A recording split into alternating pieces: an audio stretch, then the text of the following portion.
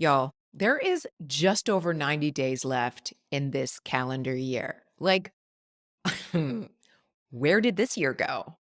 If you're anything like me, this year flew by just like last year did and the year before that. However, those past 2 years were absolute dumpster fires of a mess given the pandemic. So I don't know about you, but I am committed to having a much better end of 2022. And today, I am going to take you through a handy dandy process to plan out your next 90 days with intention and purpose so that you can avoid the overwhelm and the burnout and the where the hell did this year go and whatever happened to the goals I set for myself in January.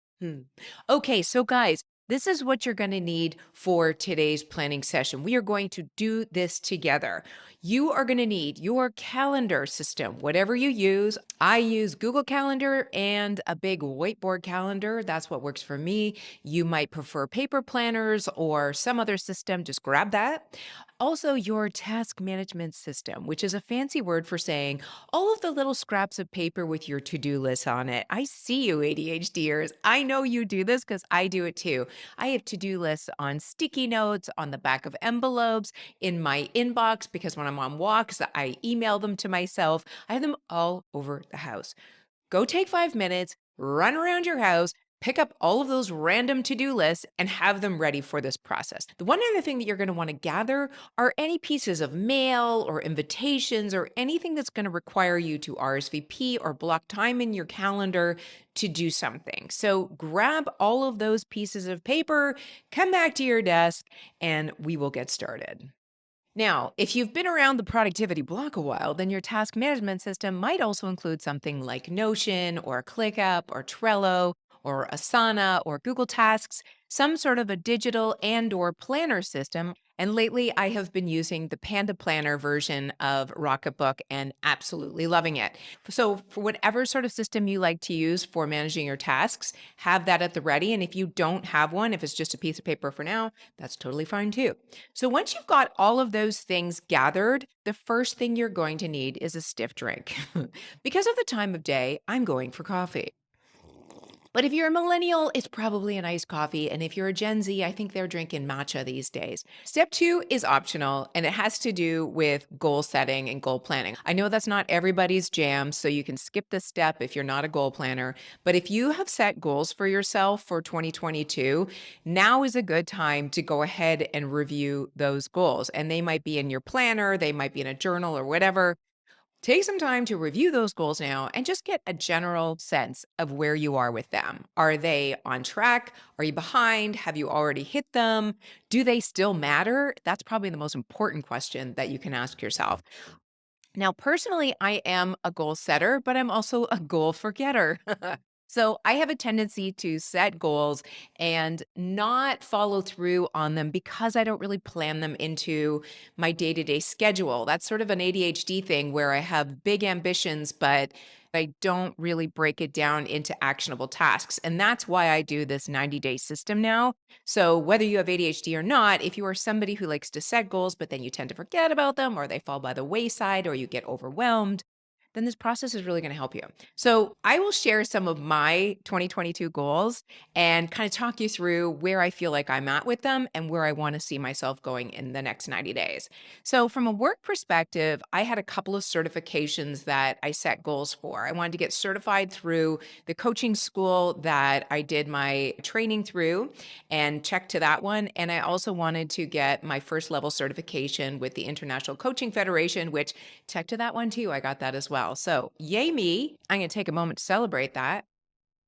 Okay, that's enough. Moving on. The other things that I had set for myself in terms of business goals was to create a social media plan that I could follow through on for the whole year. I did that, but it doesn't look anywhere near what I thought it was going to look like. I had grandiose plans for consistent content across all the social medias. And that absolutely did not happen. However, I have been consistent 100% with my weekly email, my weekly podcast, and my YouTube videos, with the exception of the month of August that I took off from YouTube. So, celebration on that one for being consistent when you are not a consistent person. I also had a goal to create a Coach in a Box program on Notion, and I did that and I released it in the summer. I will link that below. If you are a Notion user, you might find it helpful. If you're not a Notion user, see if you like Notion first before you go down that rabbit hole.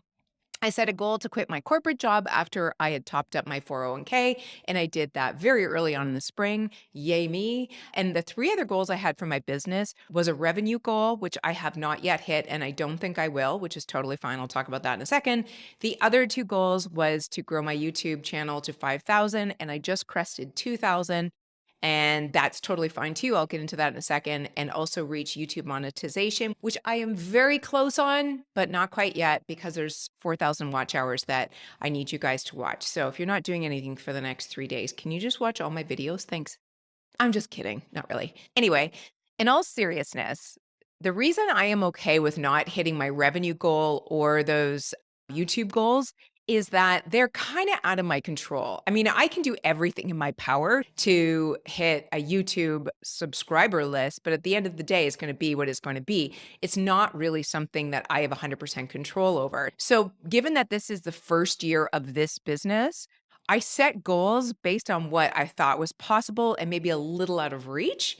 But I did that with the knowledge that I had no idea what my first year of business was going to be like. So I'm actually pretty happy with how I'm tracking on my revenue goal, on my YouTube goals. Again, it is what it is. So if you're not subscribed yet, go ahead and hit the little red button right there. Thanks. So the funny thing is that before I looked at these goals, I had this feeling of dread like, oh my gosh, I don't think I'm anywhere near where I wanted to be because I don't even remember half the goals that I set for myself. But now that I've actually gone through these, I realize that the important ones I have hit, like my certifications and setting up programs that were in my power and something that I really wanted for myself. Some of the other goals I have here are not even important anymore. Then I had a few other personal goals, some that I hit, some that I didn't. But overall, I'm really happy with how I'm tracking this year. The one thing from my goals that I would like to continue working on is that revenue goal for 2022. I don't know that I'm going to hit it, but I can at least aim for it and see where I end up. So, with that said, now that you have reviewed your goals, take some time to think about what's important to you, what's still relevant, what still matters, and what you want to continue to chip away at for the last 3 months of this year. And if you haven't set goals, you might want to set some mini goals for this quarter or not, just maybe an overall desire of how you want to feel and how you want to show up. If you don't like the idea of setting goals, think about the projects that you want to complete in this last 90 days related to work, related to your home, or anything else in your life that you wanted to get done in 2022. Now, once you've decided what it is you want to accomplish over the next 90 days, keep that list to the side because now we're going to go to our calendar and start time blocking things. And we're going to start with those big rocks or big commitments that we already know are coming. So this can be work trips, personal trips, holidays, visits, weddings, bar mitzvahs, anything that you've said yes to that's going to take more than like 2 hours deserves a spot on your calendar right now. You might as well block it off. So take as long as you need now to start going through the next 90 days and literally blocking off on your calendar all the commitments that you already know are coming up. Once you put those big rocks in, the next thing to do is block time around it for specific things. So, if you're traveling home for the holidays, do you need to block off time to get to the airport, to get your kids ready for packing or dropping the dog at the sitter? If you're going to holiday parties, do you need to block off time for getting ready, getting your hair done? Also, now is a good time to start blocking off fun things, date nights with your husband. Or think about blocking off time on your calendar now for certain friends before the craziness of the holidays begin. This is a great time to start pre planning your girls' night because those things are important and they deserve time on your calendar, but they're the first thing to go by the wayside. So block off time for the important people in your life and also block off at least 2 hours on your calendar per week for self care time, which can be taking a bath, reading a book, whatever makes your heart happy, which isn't related to exercise or personal grooming or anything else we do on the regular. This is your time just for you. Make sure you have that on your calendar too. Now that you've blocked off all of your commitments over the next 90 days, take a minute to estimate how many hours you have dedicated to committed time. This is going to come in handy for our next exercise, so just bear with me.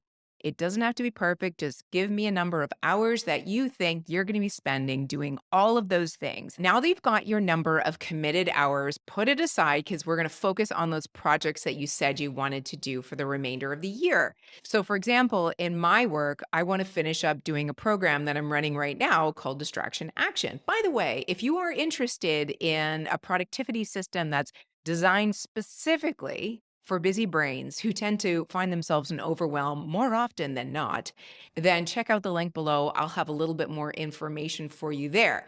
But right now, I'm running that program with a live beta group, and it will be done in October. After that time, I want to take the rest of the year to repackage it based on the feedback that I get and have it ready for launch in January.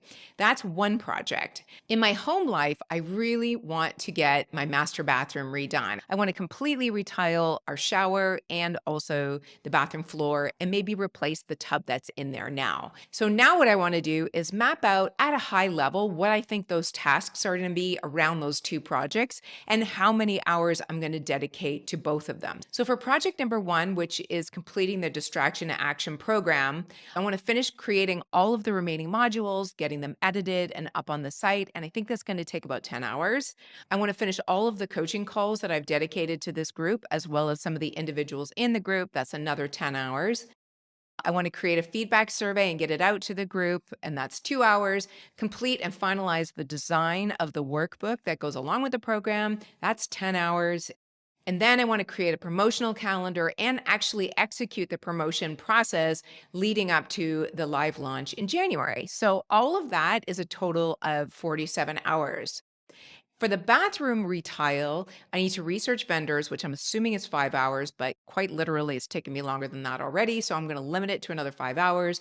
Then I need to get people in for quotes. So that's probably going to be another 4 to 5 hours. I need to pick the tile and I'm limiting myself at 10 hours for that. And then I need to move our office downstairs during the construction process so that my work doesn't get disrupted. I think that's going to take about 3 hours for a total of 22 hours to execute that project. And so between the house project and the work project, I'm looking at about 69, 70 hours total. So if you're interested in running through this exercise I'm about to share with you, take a few minutes to run through the projects that you want to do for yourself and make a task list and an estimation of how many hours each task is going to take.